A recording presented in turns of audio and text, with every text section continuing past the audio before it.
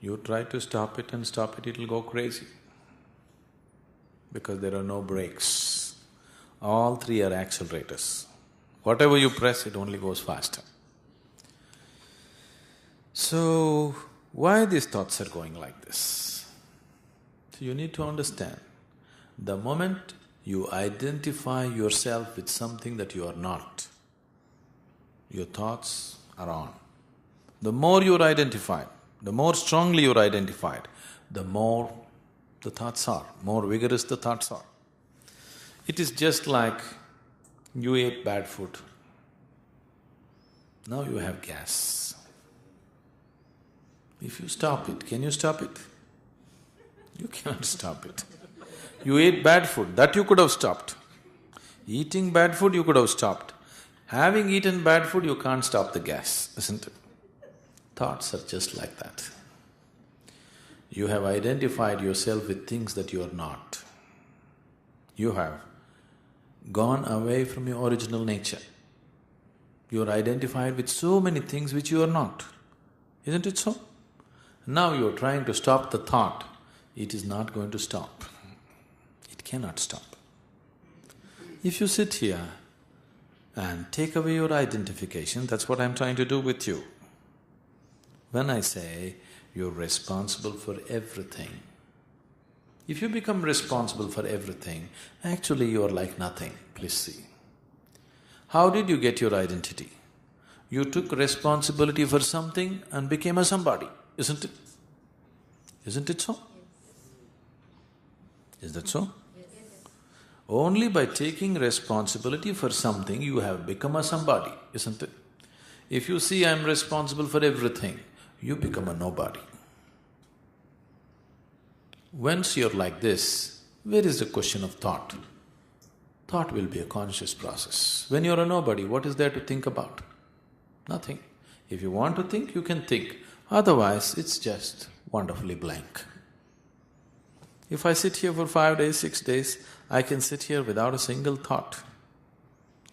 Not because I have installed some special kind of brakes on my mind. Simply, if you do not identify yourself with anything, thought process cannot go on. So, if you don't want gas, you must stop eating bad food. Trying to stop gas will be foolish, isn't it? What is bad food? Is it inappropriate action? No, wrong identification. See, right now, you go about thinking and experiencing this body as yourself. We've been repeatedly looking at this body is an accumulation you gathered, isn't it? Yes? Is this you or is this not you?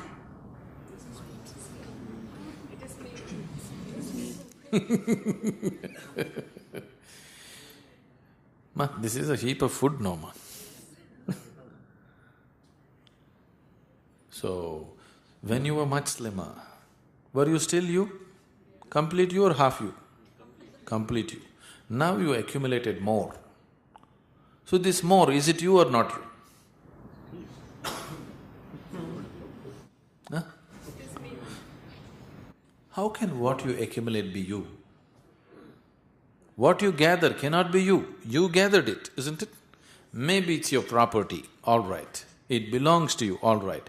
But it cannot be you, isn't it? But this body which is not you, you are experiencing it as myself. Wrong identification. These thoughts are not yours, you gathered it from the society around you, isn't it? But you are experiencing it as myself. These are two basic things, but it extends. Even the clothes that you wear, you are experiencing it as yourself, isn't it? If I tear your cloth, it hurts you as much as me beating you or doing whatever, isn't it? Your house, your children, your husband and all the other nonsense that you gathered, you have identified yourself with many things that you are not, isn't it? So much bad food, how to hold back the gas now? Too much bad food. Wrong identification. What is the right identification? See, where is the need to identify yourself with something? In the society, yes. See, for social reasons, we identify ourselves with something or the other, that's fine. But within yourself, where is the need to identify yourself with anything for that matter? Where is the need? Because you feel insufficient in some way. That is why you're trying to identify yourself with something or the other.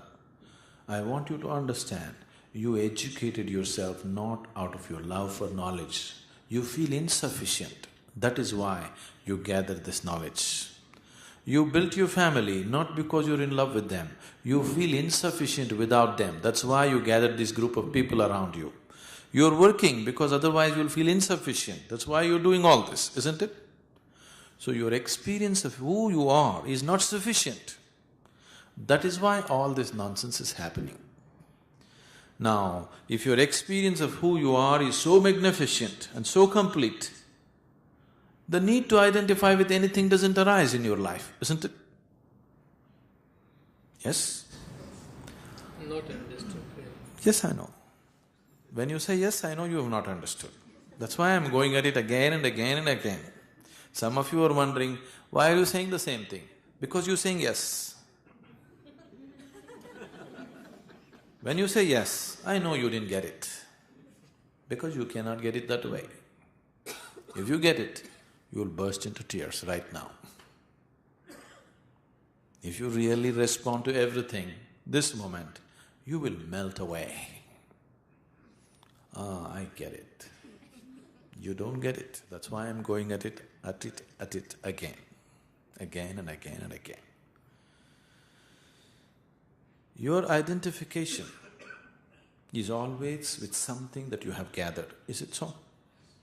The food that you gathered in the form of this body, the impressions that you gathered in the form of your mind, and the things and people that you gathered in the form of family and property and whatever else. So your identification is always with that you collected. This is your hobby. This is your compulsive hobby, to gather food, to gather people, to gather things. Non-stop you're gathering all the time, isn't it? Your hobby is okay, enjoy the hobby, but it cannot be you, isn't it? But you have identified yourself with all these things because who you are right now is not sufficient. There is a sense of insufficiency in your existence. This insufficiency has come fundamentally because the moment you were born, for the purposes of survival, you identified yourself with the body. Similarly, you continued the same process. For the purposes of social survival, you identified yourself with some social structures. For the purposes of national survival, you identify yourself with a national identity. For religious survival, you identified yourself with a religious group. Like this it is going on, race, religion, caste, whatever. These are all different identifications you're taking on different levels. All this is just survival, is it so? Do you understand what I'm saying?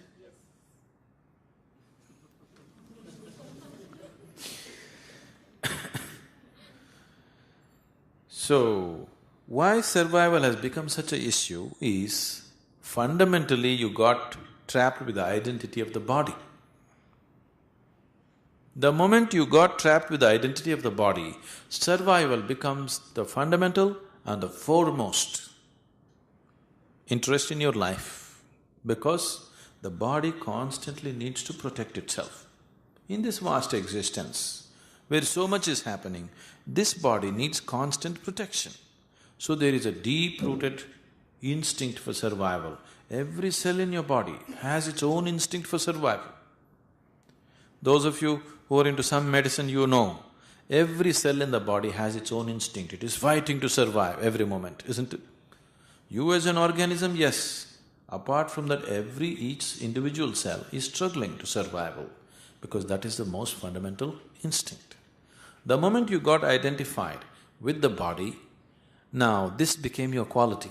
Survival, survival, survival.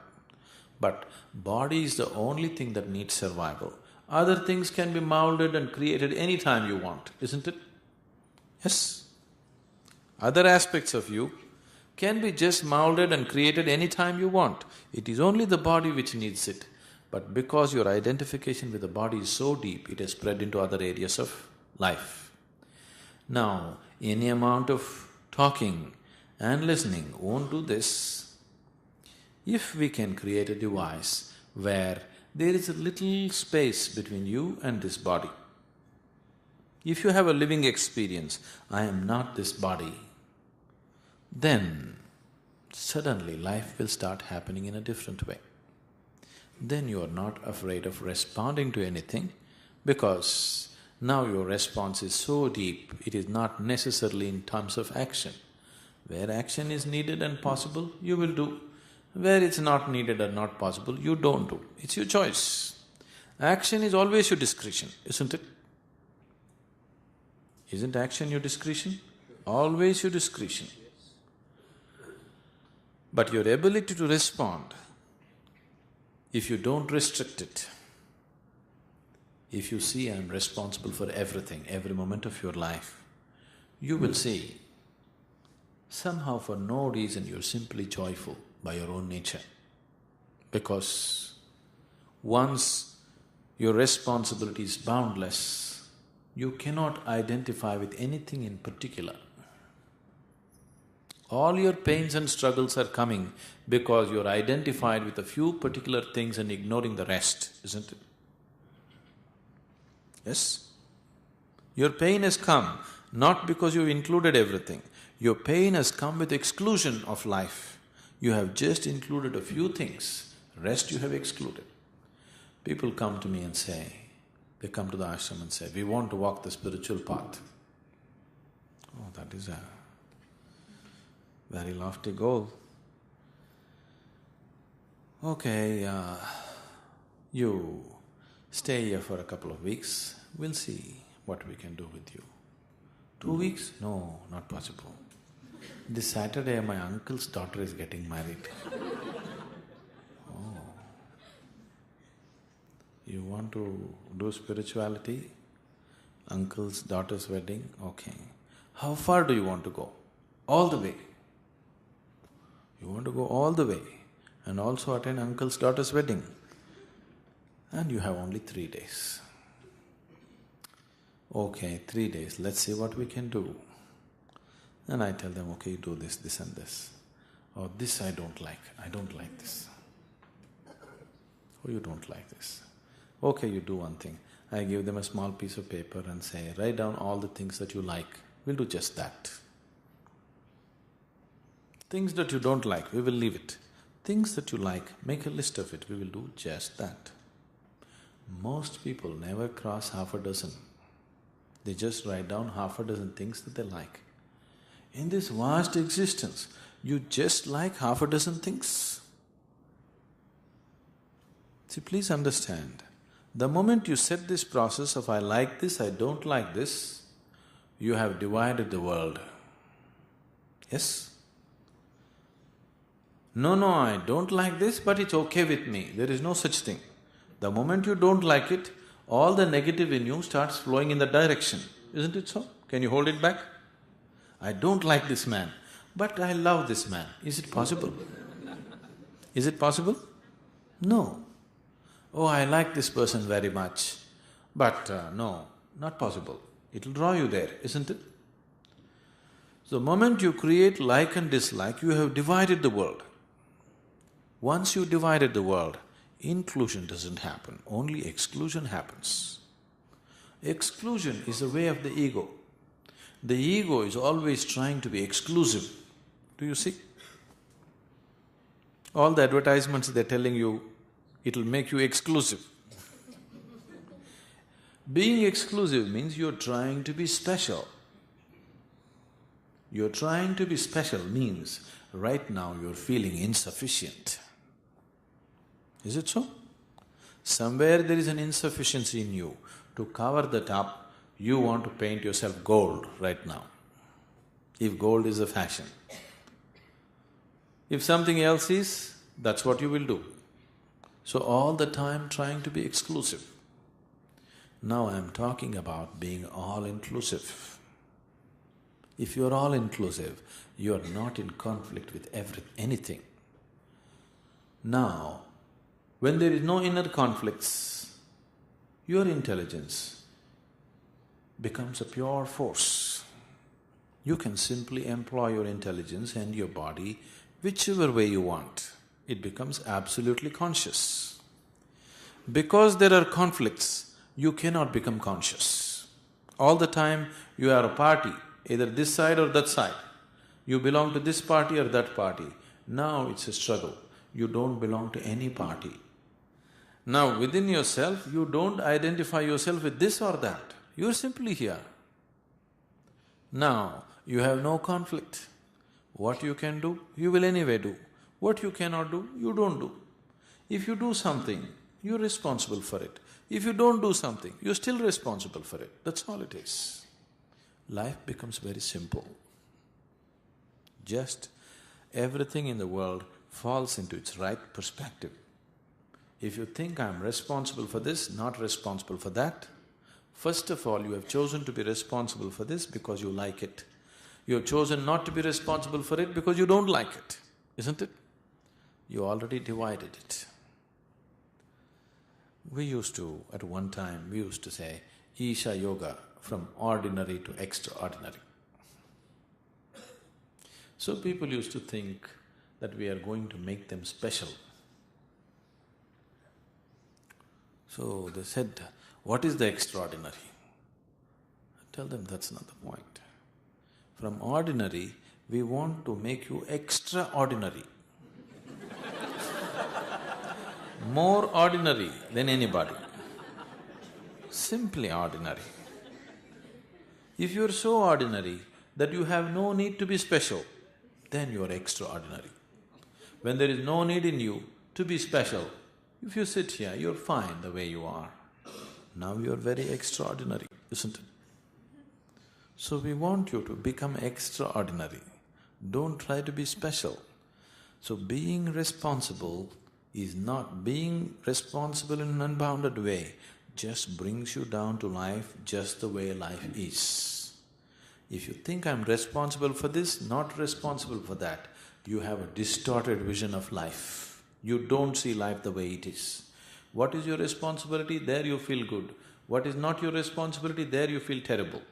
Suppose a little thing, something has fallen down there, and you think it is not my responsibility, but for some reason, life situations are compelling you to pick it up. You know what a torture it is? Yes? A little action, something that you think you're not responsible for, if you're compelled to do it, you will go through enormous suffering, isn't it? Isn't it happening to you on a daily basis? So many things you must do, but you think you're not responsible for it. Such a toll it is taking on your system, isn't it? Huge toll, it is claiming a huge price on your life. If you see my responsibility is boundless, whatever is needed out of you, effortlessly you do it. What you cannot do, anyway will not happen. Who can change that? But all your capabilities could be fully utilized if you don't fix a limit upon your responsibility. On your actions, anyway, nature has fixed some limits on you, isn't it? Your ability to respond, why do you want to limit it? You don't have to add to the limitations that are already there to life. Do you see? By limiting your responsibility, you're putting new limitations upon life. Yes? Aren't you putting new limitations? Is it necessary? Nature has fixed sufficient limitations on you. You don't have to put new limitations upon yourself.